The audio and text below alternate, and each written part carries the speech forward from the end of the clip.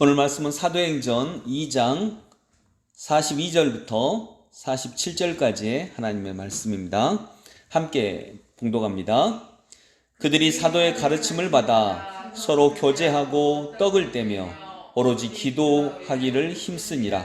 사람마다 두려워하는데 사도들로 말미암아 기사와 표적이 많이 나타나니 믿는 사람이 다 함께 있어 모든 물건을 서로 통용하고 또 재산과 소유를 팔아 각 사람의 필요를 따라 나눠주며 날마다 마음을 같이하여 성전에 모이기를 힘쓰고 집에서 떡을 떼며 기쁨과 순전한 마음으로 음식을 먹고 하나님을 찬미하며 또 온 백성에게 칭송을 받으니 주께서 구원받는 사람을 날마다 더하게 하시니라. 아멘. 네, 오늘도 주님과 함께 동행하시는 복된 걸음이 되시기를 원합니다. 사도행전 2장의 마지막입니다. 여러분, 사도행전 2장은 무슨 장이라고 했죠? 성령 강림장입니다. 이거 정도는 외우셔야 일단 폼이 납니다. 네, 사도행전 2장이 무슨 장이냐? 3장보다 밑에 장이요. 이러면 일단 그러는데, 일단 사도행전 2장은 성령 강림장입니다. 그래서 우리가 성령 강림장에서 기억해야 될 것은 성령 강림의 첫 번째 사역은 소통하는 방언, 즉 통하지 않았던 사람들끼리의 소통인데, 그리고 베드로가 변화되고요. 사도들이 도망쳤던 사도들이 다시 부활하는 놀라운 역사가 일어나고, 이제 그 결론은 오늘의 본문입니다. 함께 모여 떡을 떼고 오로지 기도하기를 힘쓰고, 그리고 사람들이 그들의 삶을 두려워하고 물건을 서로 통용하고 재산과 소유를 팔아 각 사람의 필요를 따라 나눠주고 성전에 모이기를 힘쓰고 떡을 떼고 기쁨과 순전한 마음으로 음식을 먹고, 제일 핵심이 47절입니다. 같이 읽어봅니다. 하나님을 찬미하며 또 온 백성에게 칭송을 받으니 주께서 구원받는 사람을 날마다 더하게 하시니라. 아멘. 네, 이런 역사가 일어납니다. 성령을 받았다라면 반드시 이런 역사로 일어나야 합니다. 그런데 우리가 보통 성령 받았다라고 하면 방언과 치유와 귀신 쫓는 이런 거에만 머무르는데, 이것도 성령의 역사입니다. 그러나 성령 역사의 완결점은 바로 온 백성에게 칭송을 받고 하나님을 찬미하고 구원받는 사람을 날마다 더하게 하시니라. 이 역사가 일어나야 됩니다. 근데 여기서 한국의 교회가 너무나도 지금 어려운 상황에 놓여 있죠. 하나님을 찬미하는데 온 백성이 우리를 전혀 칭송하지 않습니다. 오히려 싫어하죠. 부끄러운 얘기지만 극도로 싫어합니다. 극도로. 근데 이런 인식들을 우리가 갖고 어떻게 하면 진짜 진리를, 우리를 싫어하는 게 문제가 아니라 진리에서 이렇게 벗어나기 시작을 하면 이 세상이 점점 더 망가지거든요. 근데 진리를 전해야 되는 우리들이 부족한 모습을 이렇게 보이고 있는 상황을 아프게 생각하면서 구원받는 사람을 날마다 더하게 해야 되는데, 이 역시 너무나 안타깝죠. 젊은이들이 복음화율이 3%라고 하는 안타까운 현실도 우리가 접하고 있습니다. 이런 부분들을 우리가 사도행전 2장의 말씀을 통해서 정말 역전이 일어날 수 있는 이런 은혜를 우리 교회를 통하여서 또 한국의 교회를 통하여서 일어날 수 있기를 원합니다.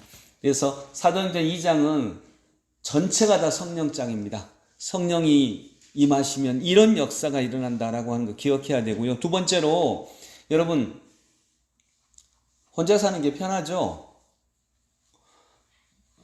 조직의 쓴맛을 많이 보셨죠? 누가 좀 마음에 안 들게 하면 조직의 쓴맛을 볼래 그러잖아요.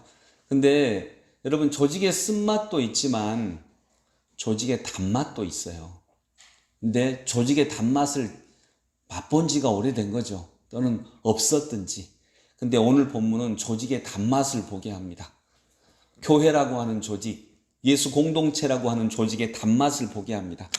이런 은혜가 있기를 원합니다. 여러분, 조직의 단맛 있습니다. 우리가 잃어버려서 그렇지 조직의 단맛이 있습니다. 서로 필요를 따라 나눠주고 서로 마음을 같이 하고 떡을 떼고 순전한 마음으로 음식을 먹고, 음식을 순전한 마음으로 먹은 지가 오래됐잖아요. 오로지 맛있는 거 먹고 더 많이 먹고 남의 거 뺏어 먹고 이러길 원하는 것이지, 순전한 마음으로 음식을 먹고, 이런 조직의 단맛들이 있어요. 그 조직의 단맛들을 회복할 수 있기를 원하고요. 마지막으로, 여러분, 이건 제가 해석할 때는 일상의 삶입니다. 우리가 생활 영성을 추구한다라고 할 때 교회는 엄청난 곳입니다. 기독교는 엄청난 진리입니다. 여러분, 삶이라고 하는 게 뭘까요? 삶은 의식, 주, 그 다음에 노동, 락이 뭐냐면 노는 거 너무 중요하거든요. 또 연애, 결혼, 임신, 출산, 육아, 돌봄, 교육, 나눔, 복지, 소비, 그리고 갈등 해결, 이런 것들이에요. 이게 삶이에요. 왜 이게 삶이냐? 대통령도 벗어날 수 없고 노숙자도 벗어날 수 없는 거예요. 인간으로 몸을 입고 태어난 모든 사람들은 다 이거에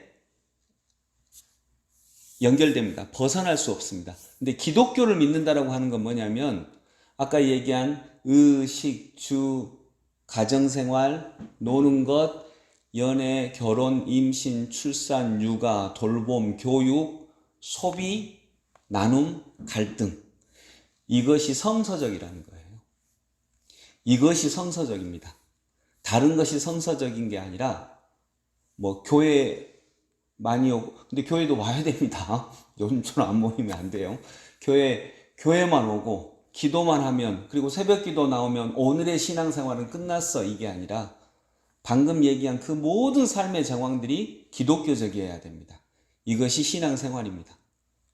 하나 단적으로 예를 들어서, 너 왜 신창동에 살아? 라고 할 때, 신창동이 땅값이 올라서요, 보통 이러거든요. 이건 성서적이진 않아요. 너 왜 신창동에 살아?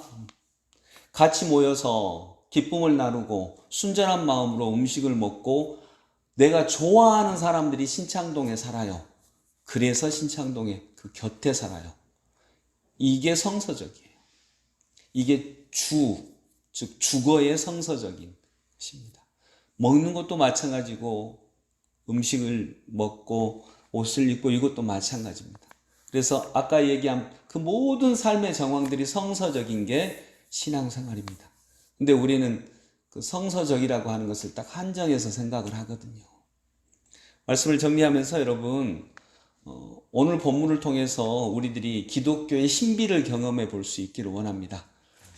그래서 정말 우리가 믿음 생활을 하고 교회를 다니고 예수 공동체로 살아가는 모든 삶을 통하여서 우리의 삶이 정말 달라지고요.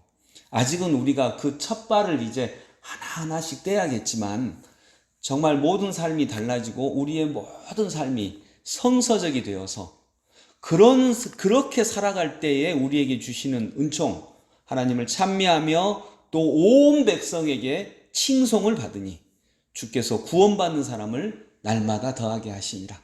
이런 은혜가 우리 안에, 또 우리를 통하여서 이 땅 안에 가득할 수 있기를 소망합니다. 기도하겠습니다. 주님의 은혜를 감사드립니다. 성령님을 모셨다라고 할 때, 성령님이 우리 안에 들어오셨다라고 할 때, 성령님은 방언과 치유함으로 통하여서 베드로의 놀라운 변화, 사도들의 놀라운 변화, 용기, 그리고 오늘 본문으로까지 나아가게 됩니다. 주님, 조직의 쓴맛을 얘기하는 세상입니다. 그래서 혼자 살려고 합니다. 혼자 사는 가구가 거의 모든 가구의 50%에 육박할 만큼 사람들은 혼자 살려고 합니다. 사랑을 잃어버렸습니다. 그 사랑을 회복하고 거의 모든 삶의 정황 속에서 성서의 정신을 회복하는 저희들 되게 하여 주옵소서. 예수 그리스도 이름으로 기도드립니다. 아멘.